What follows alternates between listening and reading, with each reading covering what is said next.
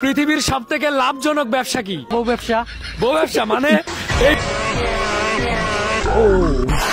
তুমি তোমার বিয়েতে সর্বোচ্চ ইনকাম করছো কত লক্ষ টাকা? 32-33 লাখ। আলাই কেমন আছেন আপনারা? তো আজকে আমরা দেখবো মিমস ভিডিও।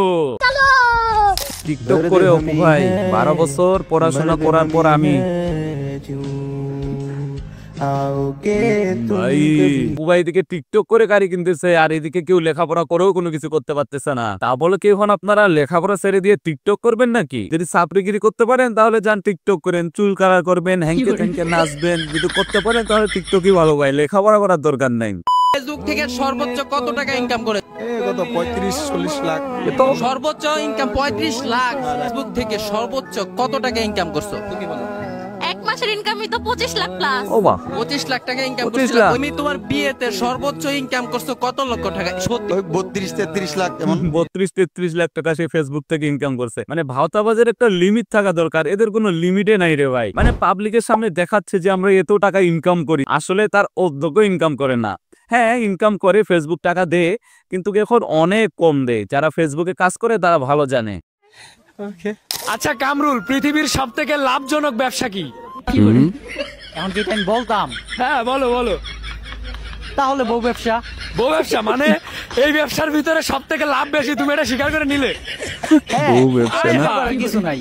তাহলে এখন সবাই বউ ব্যবসা শুরু করে দেন। কি করবে? বউ ব্যবসা যদি লাভজনক বেশি হয় তাহলে বউ ব্যবসা করতে হবে, তাছাড়া তো করার কিছু নেই, যেহেতু এই ব্যবসায় লাভ বেশি।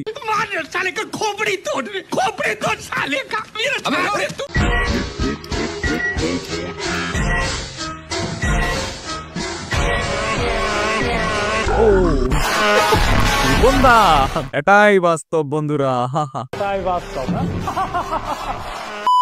গাইস থাইল্যান্ডে এসেছি বাট এখানে আরে কোথাও ভাই এই মেয়েটা আবার ফির থাইল্যান্ডে, এর আর কত দেখবো? ফির how much of this price? Mineral water পানির প্রাইস লেখা থাকে না। আচ্ছা তাদেরকে ডাইকা ডাইকা জিজ্ঞেস করতে হবে, মানে যে কোনো খাবার মোস্ট অফ দাই মানে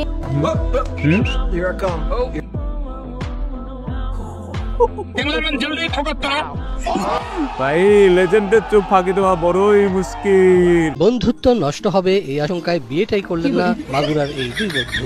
একজনের নাম শ্যামল দত্ত, অন্যজন গোলাম সারোয়ার। আমি মনে করি, চিন্তা করেছি যে আমার বন্ধুত্বটা এরকম হবে না। আচ্ছা কারণ অর্থ স্বার্থ দিয়ে বন্ধুত্ব করলে বন্ধুত্ব হয় না।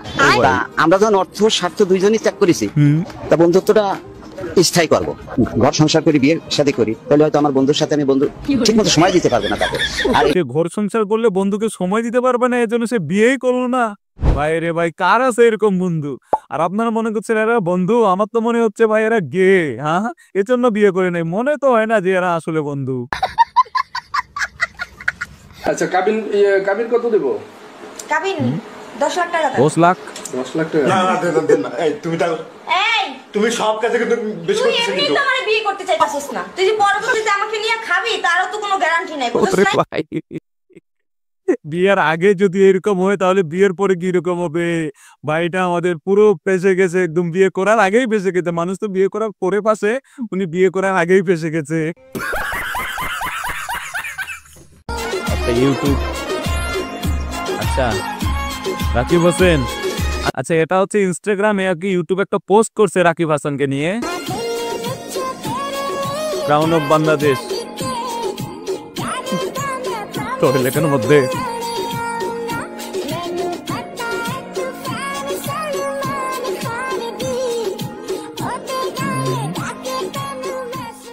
রাকিব হোসেনের কন্টেন্ট গুলো, রাকিব হোসেনের কন্টেন্ট গুলো আগে একটু ভালো ছিল, কিন্তু দিন দিন তারা যে করছে। তো যাই হোক, ভিডিওটা কেমন লাগলো অবশ্যই কমেন্ট করে জানেন, ভালো লাগলে লাইক করিয়েন, চ্যানেলটা সাবস্ক্রাইব করিয়েন। দেখা হবে নেক্সট ভিডিওতে।